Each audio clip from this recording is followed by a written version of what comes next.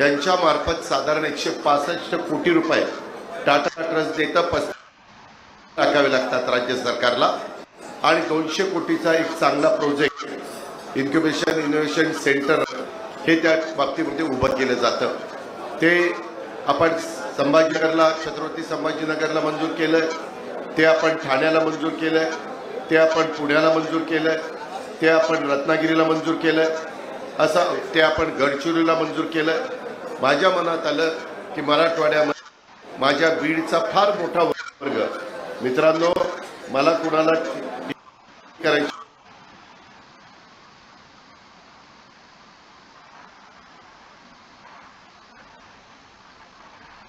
रिक्षाचा कार्यक्रम घेतला आणि आपण 10,000 पिंक रिक्षा ह्या 7 ते 8 शहरामध्ये नागपूर, पुणे, पिंपरी चिंचवड, ठाणे अशा वेगवेगळ्या शहर, नाशिक अशी शहरं आहेत आणि त्याच्यामध्ये महिलांनी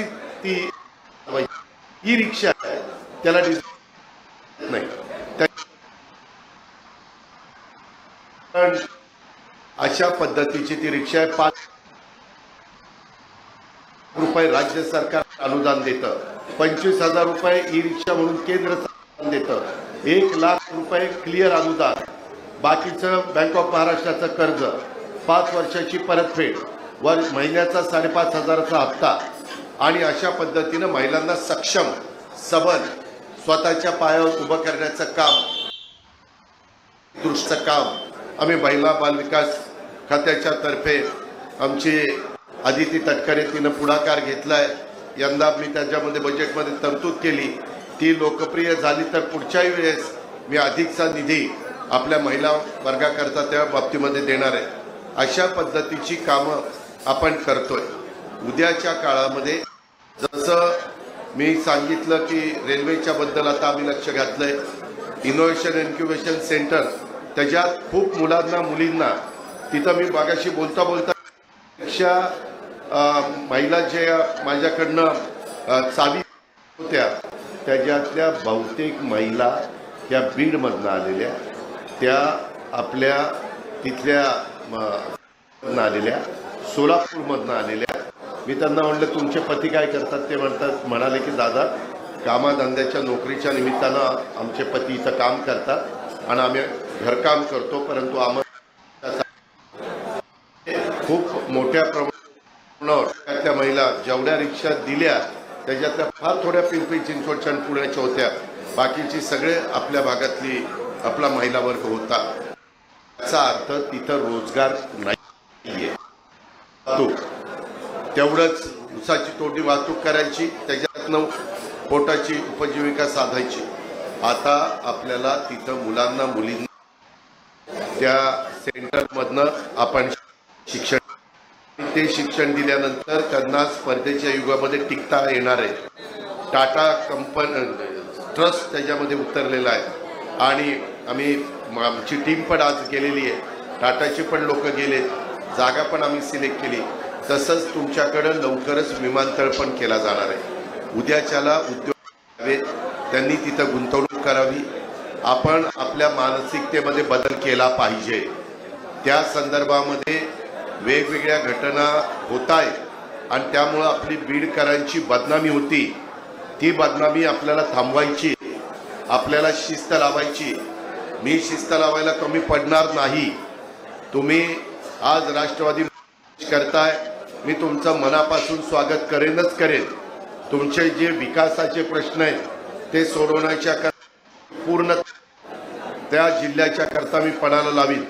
बाकीच्या माझ्याबरोबर आमचे स्वतः प्रकाशराव सोळंकी आहे, तिथं आमचे विजयसिंह पंडित आहेत, बाकीचे सगळे माझे सहकारी धनंजय आहे, बाकीचे सगळे सहकारी तुम्ही आहात। आपल्याला आता थांबायचं नाही, आपल्याला पुढं जायचं आहे, आपल्याला राष्ट्रवादीमय तो जिल्हा करायचा आहे। तुमच्या इथं अंबेजोगाईचं जे हॉस्पिटल आहे त्याच्यामध्ये पण मी लक्ष घातलं आहे, त्याच्यामध्ये जो स्टाफ कमी असेल गोष्टी असतील तर ते आपल्या हसन मुश्रीफांच्याकडेच डिपार्टमेंट आहे, मग तेही प्रश्न आपण मार्गी लावू। तुम्ही काळजी करू नका, तुम्ही योग्य रस्त्याने जा, वेडवाकड्या गोष्टी डोक्यामध्ये अजिबात आणू नका। आपल्याला बरोबर स्पर्धा करायची आहे. नमस्कार, मी प्रियंका नागने. आपल्या मराठी योजना यात्रा चॅनलवरती तुमचं सर्वांचं स्वागत आहे. तर आज आपण एक अत्यंत महत्त्वाची अपडेट पाहणार आहोत. लाडकी बहीण योजना एप्रिल महिन्याचे पैसे तुमच्या खात्यामध्ये कधी जमा होणार. ज्या लाडक्या बहिणी आहेत त्यांच्यासाठी अत्यंत महत्त्वाची अपडेट आहे, कारण बरेचसे इथे न्यूज चॅनलवरती दाखवत आहे की लाडक्या बहिणींचे चेकअप म्हणजे अजून एकदा निकषांमध्ये बदल झाले आहेत किंवा कोणत्या लाडक्या बहिणींना अपात्र ठरवण्यात येत आहे. जानेवारीपासून बरेचसे बदल झाले आहेत, म्हणजेच बऱ्याच लाडक्या बहिणींना वगळण्यात आले आहे. आता हे सुद्धा बातमी समोर आहे की 8 लाख महिलांना फक्त आता 500 रुपयेच मिळणार आहे, 1500 रुपये मिळणार नाही. तर या संदर्भात संपूर्ण सविस्तर माहिती पाहणार आहोत. लाडक्या बहिणींना एप्रिल महिन्याचा हप्ता कधी मिळणार, त्यानंतर कोणत्या बहिणी इथे पात्र असणार आहे, 1500 रुपये मिळणार का 2100 रुपये मिळणार, त्यानंतर इथे लाडक्या बहिणींना कधीपर्यंत एप्रिल महिन्याचा हप्ता जमा होणार. त्यामुळे शेवटपर्यंत व्हिडिओ नक्कीच बघा. चॅनलवरती नवीन असाल तर नक्कीच आपल्या चॅनलला सबस्क्राईब करून घ्या. लाडकी बहीण योजना तुम्ही म्हणू शकता की अत्यंत गाजलेली सर्वात आवडती योजना आहे. लोकसत्ता या न्यूजपेपरमध्ये सुद्धा माहिती आलेली आहे. तर काय माहिती आहे ते पाहून घ्या. लाडकी बहीण योजना एप्रिल महिन्याचे पैसे खात्यात केव्हा जमा होणार, तर याबद्दल अदितीताई तटकरेंनी सुद्धा अपडेट दिले होते. याबद्दल अशी माहिती होती की अदितीताई तटकरेंनी सांगितलं होतं की एप्रिल महिन्याचे पैसे हे या महिन्याच्या शेवटच्या आठवड्यात, म्हणजे या महिन्याच्या ह्या महिना संपायच्या आधी तुमच्या खात्यामध्ये जमा होणार आहे. तर अदितीताई तटकरे काय म्हणाले हे एकदा बघून घेऊया. आहे तो त्यांना महिना संपायच्या आधी लाभार्थी ज्या लाडक्या बहिणीच्या आहेत त्यांना प्राप्त होईल. 2.5 लाखाच्या संदर्भात ही चर्चा सुरू आहे. 2.5 लाखाच्या आतल्या ज्या कुठल्या बहिणी 2.5 आहेत, 2.5 लाखाचं ज्यांचं उत्पादन आहे अशा महिलांनाच भेटणारी योजना, असं काही सुरू आहे का? तुम्ही मला वाटतंय सुरुवातीपासून ह्या योजनेच्या संदर्भामध्ये फार गैरसमज हे करून घेतलेले आहेत. आपण जर ओरिजिनल GR वाचला तर आम्ही 10 वेळा हे आतापर्यंत बोललेलो आहोत.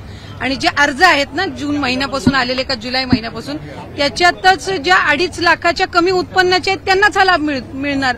म्हणजे हे काही नव्याने काढलेलं नाहीये. मला वाटतं तुम्हाला माहितीचा अभाव त्याच्यामध्ये असावा म्हणून हा आपण गैरसमज करण्याचा प्रयत्न करत असाल.